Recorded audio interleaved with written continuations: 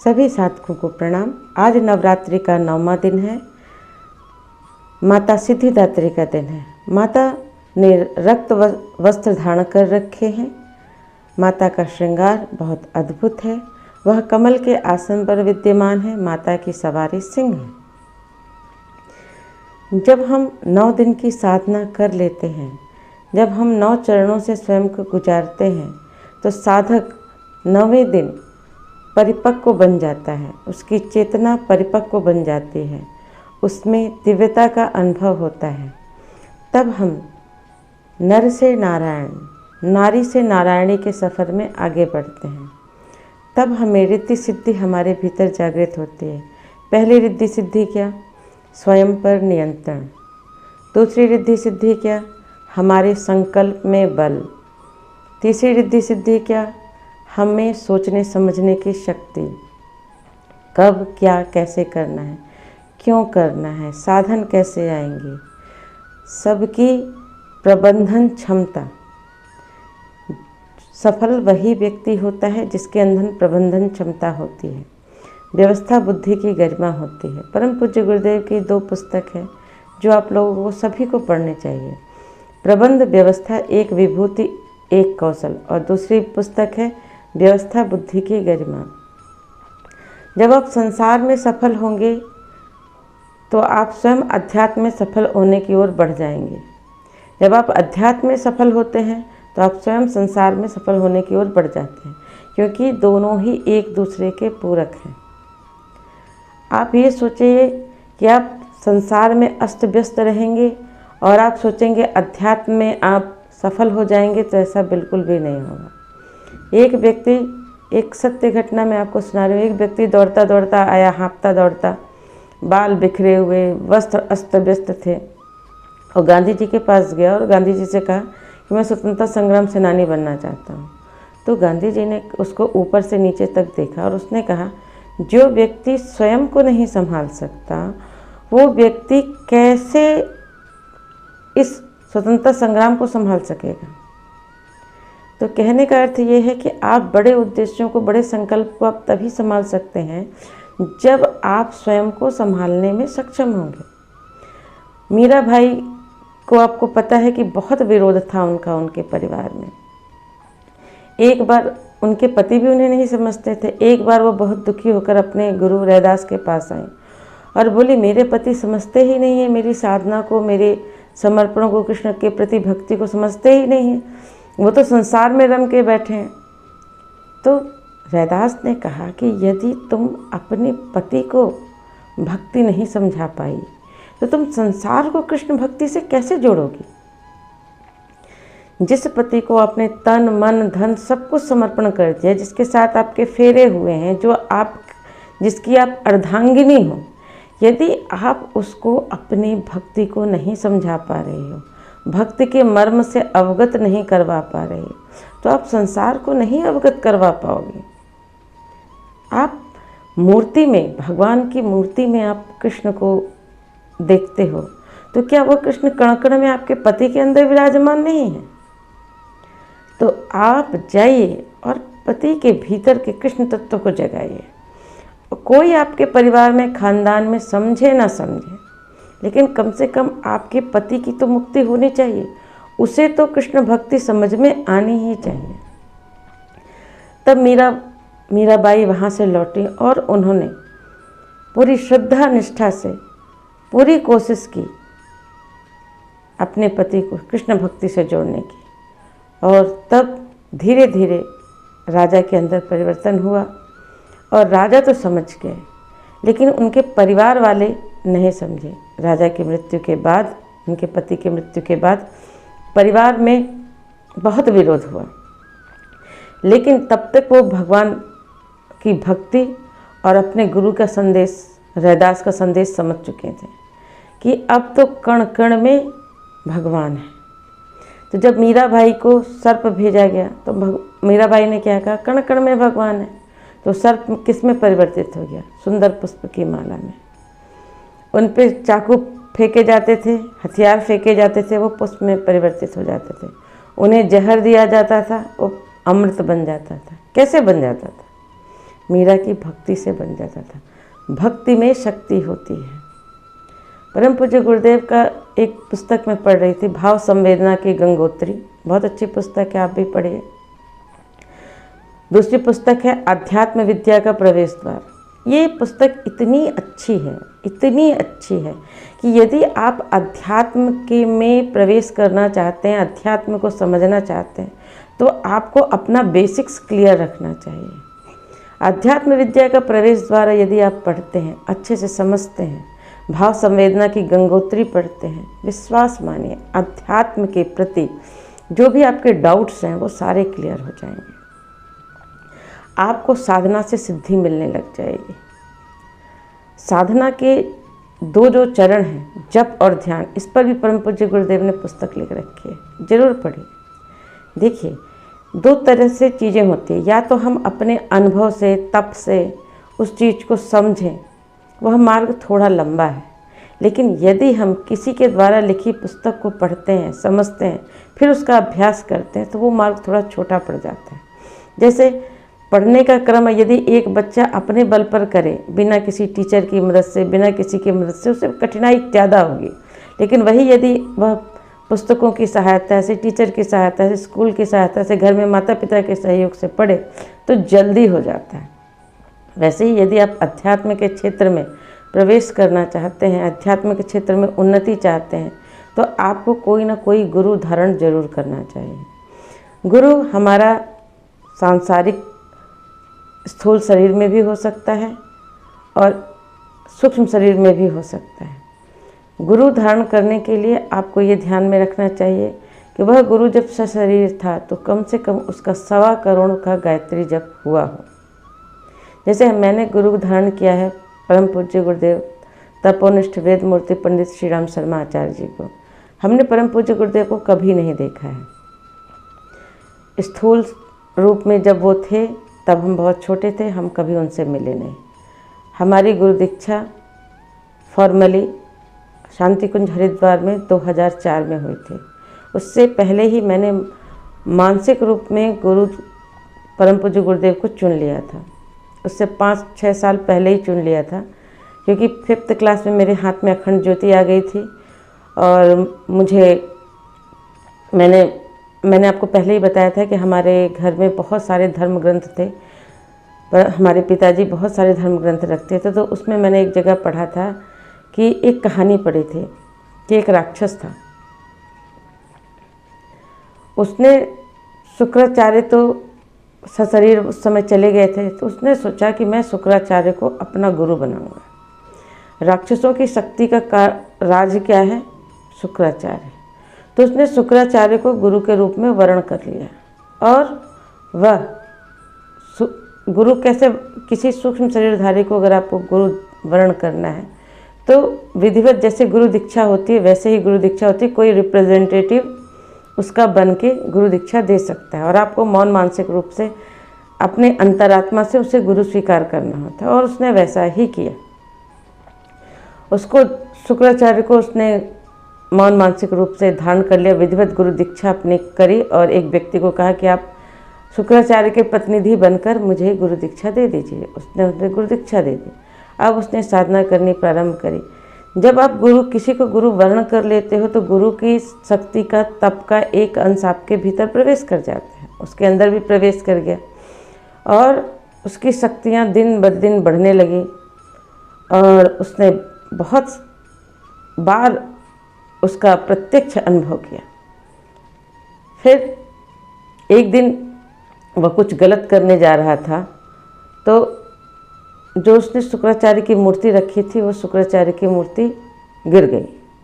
उसने सोचा शायद हवा से गिर गई हो। लेकिन जब वो सोया तो स्वप्न में शुक्राचार्य आए और उसने उससे कहा कि तुम गलत कर रहे हो। इस मार्ग के अनुसरण से बहुत सारे राक्षसों का विनाश मैंने स्वयं देखा है। तुम इस रास्ते से हट जाओ। तुमने यदि मुझे गुरु माना है तो तुम्हारे उद्धार की जिम्मेदारी मेरी बनती है। ये कहानी जब मैंने पढ़ी, मैंने एक कहानी आप लोगों ने शायद गुरु गीता पढ़ी होगी। गुरु गीता खंड 1 में बहुत अच्छी अच्छी कहानियाँ हैं। इसे श्रद्धेय डॉक्टर प्रणव पंड्या जी ने लिखा है, वो भी मैंने पढ़ा था।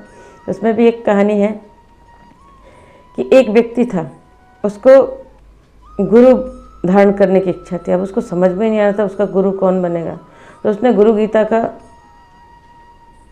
पाठ करना शुरू कर दिया। जो गुरु गीता पढ़ता था, उसने अपने गुरु की चेतना का आवाहन किया कि हे मेरे गुरु, जो आप जन्म जन्मांतरों से मेरे साथ हो, जहाँ कहीं भी हो मुझसे संपर्क कीजिए। और विश्वास मानिए उसके गुरु चेतना ने उससे संपर्क किया और आध्यात्मिक स्वप्न में संपर्क किया और वह व्यक्ति साधना पथ पर आगे बढ़ गया। ऐसे ही सत्य घटना है कि एक बार एक अंग्रेज़ था अमेरिका में, वो विवेकानंद जी से बहुत प्रभावित हुआ। उसने कहा कि आप हमें गुरु दीक्षा दे दीजिए। विवेकानंद जी ने कहा नहीं, तुम्हारा गुरु मैं नहीं हूँ, तुम्हारा गुरु भी इस विदेश धरती पर आएगा और वो तुम्हें चांदी की गिलास गिफ्ट करेगा। और कई वर्षों बाद योगानंद जी जब गए तो उन्होंने उसको चांदी की गिलास गिफ्ट की, तो उसने बताया कि विवेकानंद जी ने कहा था कि आप मेरे गुरु बनेंगे। तो गुरु शिष्य का बड़ा अनमोल रिश्ता होता है। अगर आप साधना से सिद्धि चाहते हैं तो किसी न किसी गुरु के शरण में जाइए। गुरु वर्ण करते अगर आपको क्लियर नहीं है कि किसे गुरु बनाना है, तो आप गुरु गीता का पाठ करिए 40 दिन तक, और अपने गुरु से जो जन्म जन्मांतर से आपके गुरु बने हुए होंगे यदि कोई, तो वो कहीं ना कहीं स्वप्न के माध्यम से आपको क्लियर इंडिकेशन मिल जाएगा कि आपको किसे गुरु धारण करना चाहिए। यदि आपको यह लंबी प्रोसेस से नहीं गुजरना है तो आप किसी नज़दीकी शक्तिपीठ में जाके आप परम पूज्य गुरुदेव पंडित श्री राम शर्मा आचार्य जी से हमारी तरह गुरु दीक्षा ले सकते हैं और उनसे भावना कर सकते हैं कि भगवान हमारी चेतना को ऊर्ध्वगामी बनाने के लिए हमारी मदद कीजिए।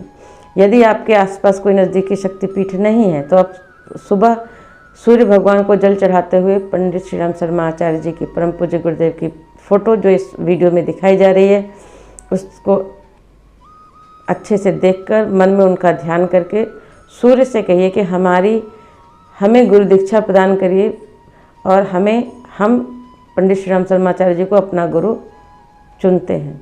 यदि आपको किसी भी इंसान को गुरु नहीं बनाना है, आपको मान लीजिए हनुमान जी को गुरु बनाना है, तो भी आप इसी विधि से हनुमान जी को गुरु बना सकते हैं, सूर्य को गुरु बना सकते हैं, किसी भी दैवीय शक्ति को अपना गुरु धारण कर सकते हैं। गुरु धारण कीजिए, गुरु दीक्षा से गुजरिए, मार्गदर्शन लीजिए, साधना पथ पर आगे बढ़ने में आपको बहुत मदद मिलेगी। निःशुल्क गुरु दीक्षा दी जाती है शांति कुंज हरिद्वार में सभी केंद्रों में। नवरात्रि के दिन में बहुत सारे केंद्रों में यज्ञ होगा। आप सभी किसी भी केंद्र में जाके यज्ञ में सम्मिलित होकर गुरु दीक्षा ले सकते हैं, मार्गदर्शन ले सकते हैं। साधना पथ में मार्गदर्शन की आवश्यकता पड़ती ही है, तो अवश्य लीजिए। आइए माता सिद्धिदात्री का हम ध्यान करते हैं। माता से भावना करते हैं कि साधना में मार्ग में आने वाले सभी अवरोधों को दूर करें, साधना से सिद्धि का मार्ग सुनिश्चित करें, नर से नारायण, नारी से नारायणी बनने के हमारे मार्ग में सहायक हों और हमें साधना में सिद्धि प्रदान करें। तो आइए ध्यान करते हैं। सबसे पहले हम ओम जपते हैं।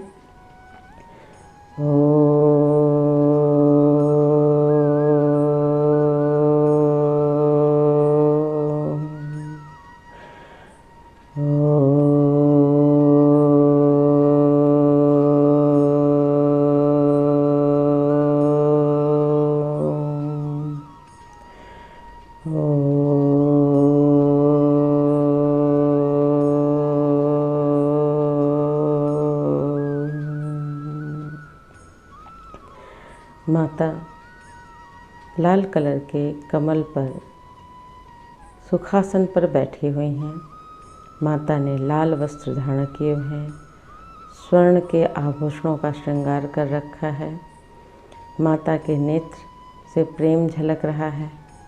माता की सवारी सिंह बगल में बैठी हुई है। माता शांत सरोवर में, मान सरोवर में कमल पुष्प के ऊपर विराजमान है। माता का यह स्वरूप मन मोहने वाला है। हम माता को प्रणाम करते हैं। या देवी सर्वभूतेषु सिद्धिदात्री रूपेण संस्थिता नमस्तस्यै नमस्तस्यै नमस्तस्यै नमो नमः। या देवी सर्वभूतेषु सिद्धिदात्रीरूपेण संस्थिता नमस्तस्यै नमस्तस्यै नमस्तस्यै नमो नमः। या देवी सर्वभूतेषु सिद्धिदात्रीरूपेण संस्थिता नमस्तस्यै नमस्तस्यै नमस्तस्यै नमो नमः। हम प्रकाश रूप में माता के गर्भ में 9 मिनट तक प्रवेश करेंगे। 9 मिनट तक रहकर माता की दिव्य शक्तियों को उनके दिव्य गर्भनाल के माध्यम से अपने भीतर समाहित होता हुआ महसूस करेंगे। हमारे षट चक्र सहस्रार दल सभी जागृत हो रहे हैं। हम ऊर्जावान बन रहे हैं, हम प्राणवान बन रहे हैं। ओम भूर्भुवः स्वः तत्सवितुर्वरेण्यं भर्गो देवस्य धीमहि धियो यो नः प्रचोदयात्। हम माता गायत्री के सिद्धिदात्री स्वरूप से जुड़ रहे हैं। माता से दिव्य शक्तियाँ धारण कर रहे हैं। हम क्या शक्तियाँ धारण कर रहे हैं? हम माता की तरह सुख स्वरूप बन रहे हैं, दुख नाशक बन रहे हैं, श्रेष्ठ बन रहे हैं, तेजस्वी बन रहे हैं, देव स्वरूप बन रहे हैं। माता के समस्त गुण हमारे भीतर समाहित हो रहे हैं। हम तेजस्वी, ओजस्वी, वर्चस्वी बन रहे हैं। हमारा मन शांत हो रहा है, चित्त शांत हो रहा है, अहंकार शांत हो रहा है। हमारे दिव्य चक्षु जागृत हो रहे हैं। हमें कण कण में परमात्मा नज़र आ रहे हैं। हमारा तृतीय नेत्र अंतर्दृष्टि जागृत हो चुकी है। जैसे सुनार सभी में स्वर्ण देखता है, सभी आभूषणों में वह स्वर्ण देखता है तत्व दृष्टि से, वैसे ही हमारे अंदर तत्व दृष्टि विकसित हो रही है। हम कण कण में परमात्मा देख पा रहे हैं। इंसान रूप रंग से भले अलग हो, लेकिन वह परमात्मा के तत्व से बना है, गॉड पार्टिकल से बना है। प्रकृति का कण कण, हर पल हर क्षण सब कुछ में हमें परमात्मा नज़र आ रहे हैं। हम परमात्मा को कण कण में अनुभव कर रहे हैं। 9 मिनट के बाद माता के गर्भ से हमारा जन्म हुआ है। अब हम माता की शक्ति से ओतप्रोत हो रहे हैं। माता हमारे आज्ञा चक्र में अपने अंगूठे से स्पर्श कर रही हैं। अब हमारी अंतर्दृष्टि जागृत हो रही है। जैसे भगवान कृष्ण ने अर्जुन को दिव्य दृष्टि दी थी, वैसे ही माता सिद्धिदात्री हमें तत्व दृष्टि प्रदान कर रही हैं, अंतर्दृष्टि प्रदान कर रही हैं। अब हम अपने भीतर जगत को भी समझ पा रहे हैं, बाह्य जगत को भी समझ पा रहे हैं, कण कण को भी समझ पा रहे हैं। हम स्थूल सूक्ष्म कारण को समझने में, महसूस करने में सक्षम बन रहे हैं। हमारा अंतर्दृष्टि तत्वदृष्टि जागृत हो रहा है। मैं क्या हूँ मैं समझ रही हूँ। न मैं शरीर हूँ, न मैं मन हूँ, मैं शाश्वत आत्मा हूँ जो परमात्मा का अंश है, माता का अंश है। इस दिव्य भाव में मैं खो गई हूँ। माता के आसपास फैले प्राण प्रवाह को मैं अपने भीतर प्राणायाम के माध्यम से धारण करूँगी।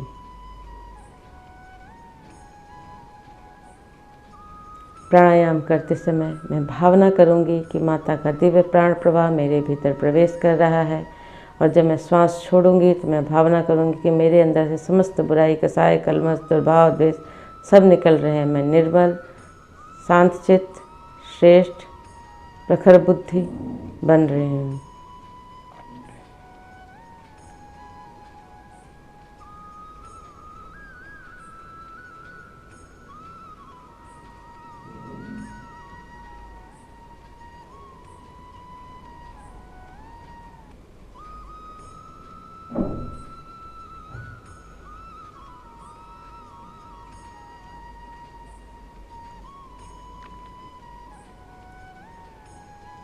हमें पता है अब हम माता का ही अंश है, तो जो माता है वही मैं हूँ। सो हम ध्यान, सो हम, सो हम, सो हम।